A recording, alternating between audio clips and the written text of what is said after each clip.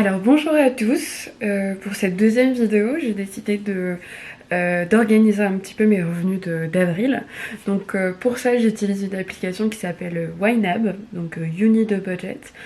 Je dis que j'utilise cette application, en réalité je l'utilise que depuis à peu près 3 semaines.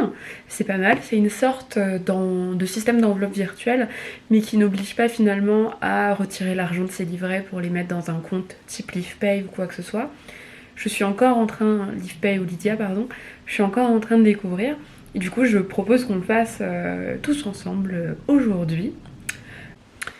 Ok, donc je vais mettre en petit un petit peu.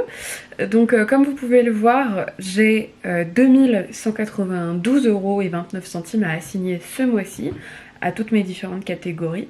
Donc ce qui va être un petit peu particulier, c'est que, bon là vous voyez que le mois dernier j'ai assigné 18 000 € et tout, c'est pas vrai, c'est juste comme, c'est juste parce que j'ai créé ce compte là le mois dernier, je n'ai pas 20 000 € de revenus par mois, soyons très très clairs là-dessus.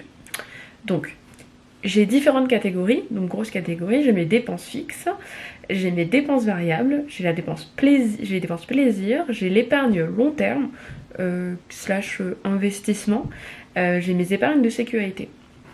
Donc là vous allez voir des montants qui peuvent sembler un petit peu déconnants hein, quand on voit 13 225 €. Je n'ai pas 13 225 €. J'ai un prêt étudiant en fait que j'ai contracté il y a maintenant quelques années. Un prêt de 30 000 € en fait que j'ai contracté à la banque il y a quelques années. Et qui aujourd'hui, que je n'ai pas dépensé en totalité tout simplement parce que j'ai travaillé en même temps que mes études et aujourd'hui il me restait à peu près 12 000 € sur ce prêt. J'ai aussi fait des épargnes etc. Donc je rembourse tous les mois ce prêt là, c'est ce qu'on va voir juste après et en même temps j'ai du coup une épargne de sécurité grâce à ce prêt. Donc alors mon loyer. Mon loyer, j'ai pas un loyer de 277 €, soyons très très clairs. Par contre, j'ai une espèce d'aide de mon entreprise hein, pendant quelques mois, ce qui fait que je paye que 277 €. Je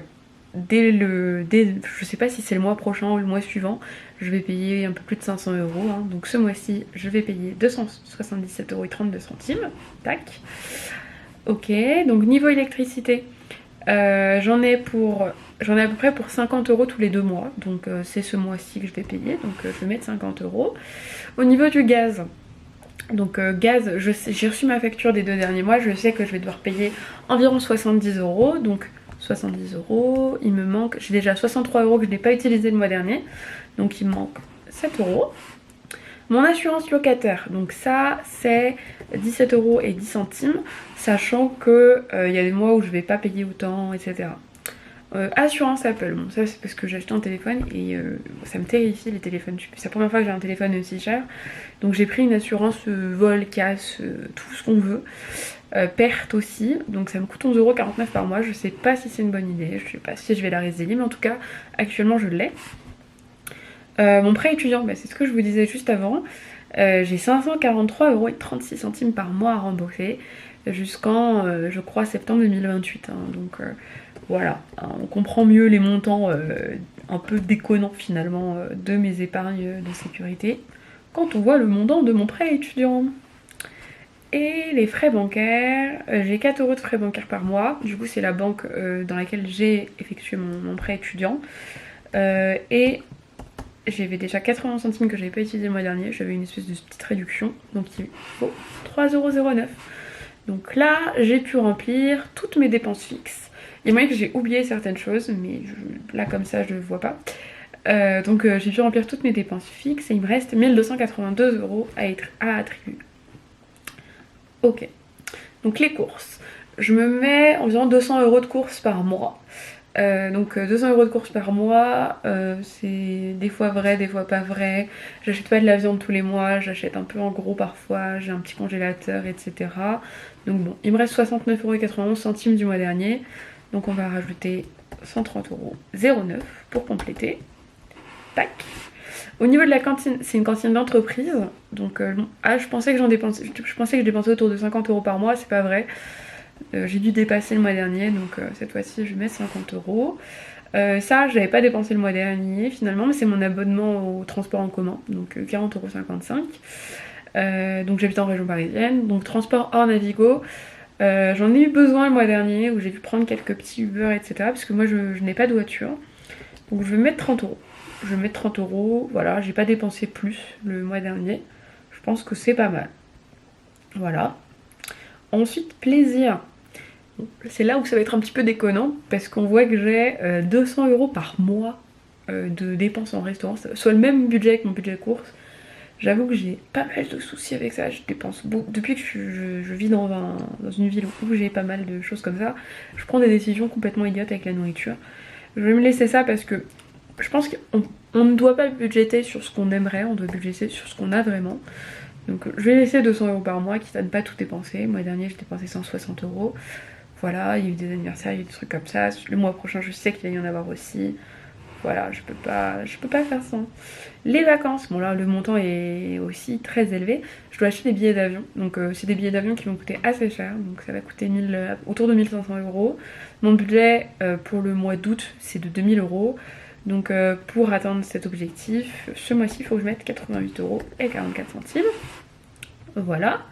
Alors self-care, qu'est-ce que c'est Là quand il y a marqué il vous manquera éventuellement 172 euros juste ici, ça veut dire que moi je me suis donné un but où en gros je veux 200 euros en self-care.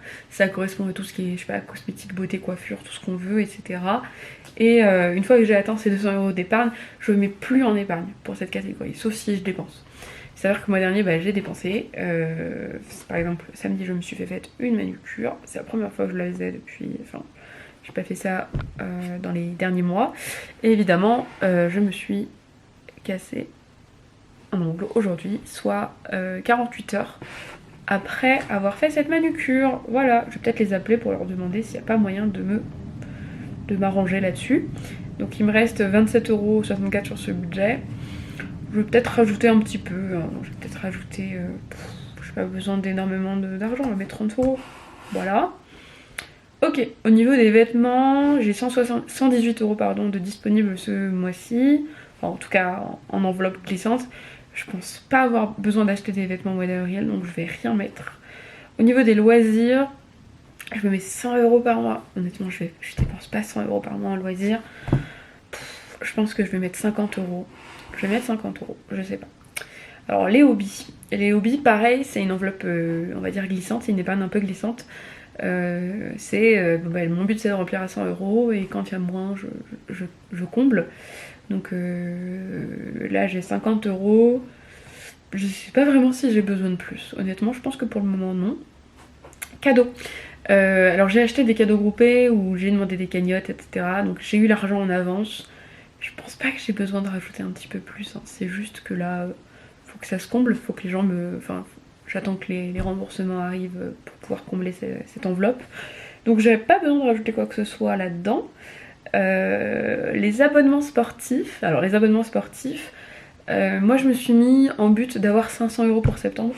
Donc je fais de la danse, je fais un peu de sport, etc. J'en ai normalement pour 300 euros. J'ai mon comité d'entreprise qui en rembourse une partie. Mais j'ai mis 500 euros parce que j'aimerais bien devenir un petit peu plus sportive. Hein, voilà.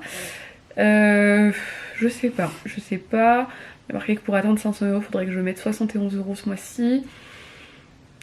On va le faire.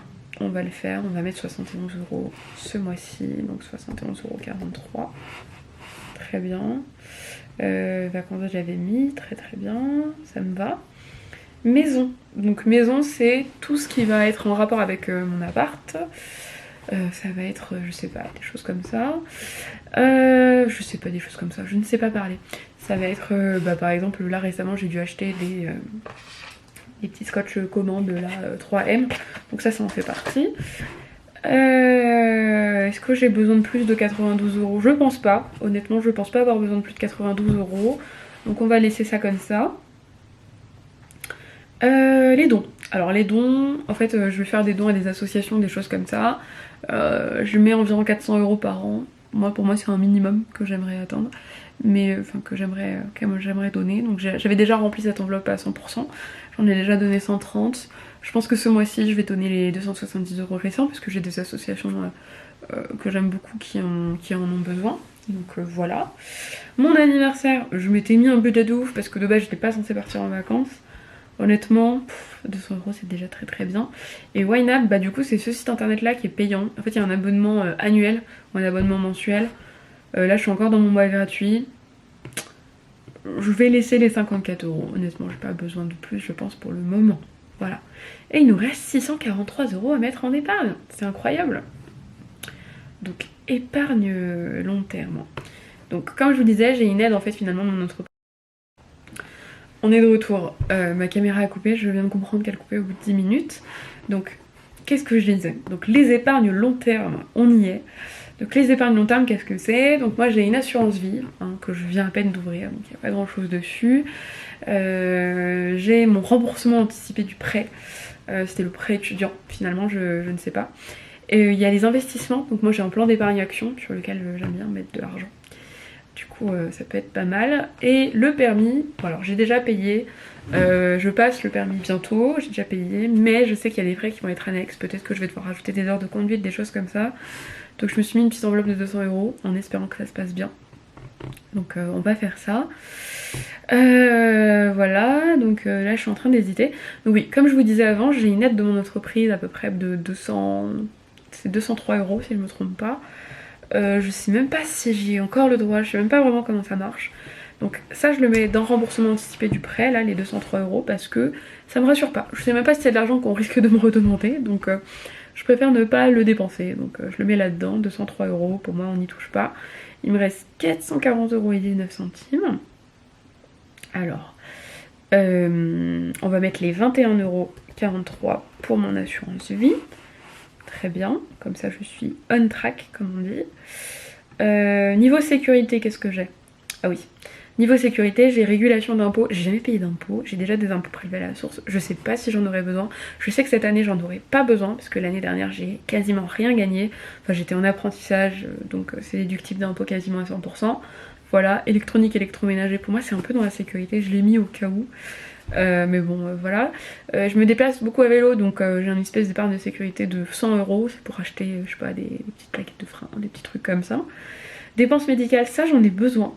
J'ai pas mal besoin de frais, j'ai pas mal de frais médicaux. Là, je vais bientôt aller chez le dentiste aussi, là, qui va me faire un petit ravalement de façade. De la même manière que je vais bientôt aller chez l'orthodontiste aussi. Et en tant qu'adulte, je sais que ça va coûter très très cher. Donc déjà, ça c'est les trucs pour lesquels j'ai oublié de budgéter. J'ai fait une catégorie pour. On m'a proposé cette catégorie, je me suis dit c'est vrai que c'est pas mal. Donc mettre 100 € toujours pour les trucs que j'ai oublié de budgéter mais qui sont mensuels peut-être. Voilà. Il me reste 394 € et 89 centimes. Ah c'est pareil. Donc, ce que je pourrais faire... je ne sais pas encore. Ce que je pourrais faire, c'est mettre les fameux 346 € et 16 centimes en investissement. On va le faire. Ça fait beaucoup, je trouve. Ouais, j'ai l'impression que ça fait beaucoup. Mais écoutez, on va tester. On va tester. Voilà. Et les 48,73 € qui me restent, on va les mettre en médical. Et je n'ai officiellement plus rien à mettre de côté. Voilà, j'ai officiellement plus rien à mettre de côté. Voilà. Bon, je pense que ça peut être un petit peu confus, un petit peu, parce qu'il y a des montants qui semblent un peu déconnants, il y a des montants qui semblent... Je sais, moi-même ça me choque. Le fait que fonds d'urgence, il y ait 12 000 €, ça me dépasse. Pour vous faire une idée, mes revenus, c'est entre 2000 et 2200 € par mois. Du coup, pour moi, les 12 000 €, ça correspondait finalement à 6 mois de revenus. Ça me semble déconnant comme montant, hein, sachant que j'ai été en dessous du SMIC pendant des années, en tant qu'étudiante bien pauvre. Mais encore une fois, j'ai un prêt de 30 000 € en fait que je suis en train de rembourser. Et sur les 30 000 €, il me reste encore plus de 28 000 € à rembourser, donc je suis encore très très loin de ça. Voilà. Si vous voulez que je fasse peut-être une vidéo un peu spécifique sur finalement soit mes investissements, mes dettes, l'application aussi, comment je la gère, etc. Bah n'hésitez pas. Et voilà, bah, j'espère que c'était clair, j'espère que tout va bien pour vous et je vous invite à vous abonner si vous voulez suivre de nouvelles vidéos. Et bah, je vous embrasse.